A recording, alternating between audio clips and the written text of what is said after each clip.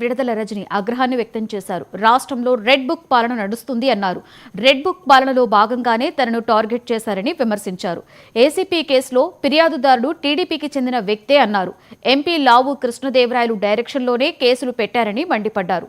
MP Gurazala DSP సీఐలకు లంచమిచ్చి తన call డేటాను తీయించారని మాజీ మంత్రి విమర్శించారు. డైరెక్షన్ లో జెన్యూన్ విజిలెన్స్ రిపోర్టా అండి? ఇది టీడీపీ రిపోర్ట్ ఇస్తారండి వాళ్ళు.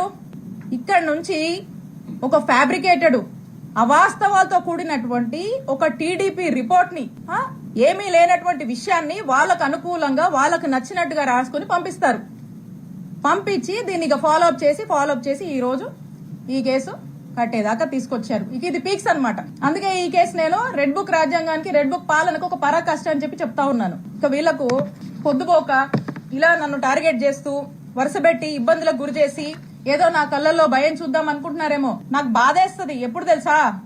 అవతలోడు కళ్ళల్లో అవతలోడు ఏదైనా పెయిన్ లో ఉండి నా దగ్గరకు వస్తే బాధేస్తుంది. అప్పుడు ఏదైనా కళ్ళెంబడి నీళ్ళు రావచ్చేమో అవతలోడు బాధ చూస్తే. కానీ నీలాంటి వాళ్ళు భయపెట్టాలంటే నాకేం బాధ అనిపించదు, నాకు భయం అస్సలు అనిపించదు. నీలాంటి వాళ్ళు భయపెట్టాలని చూస్తే.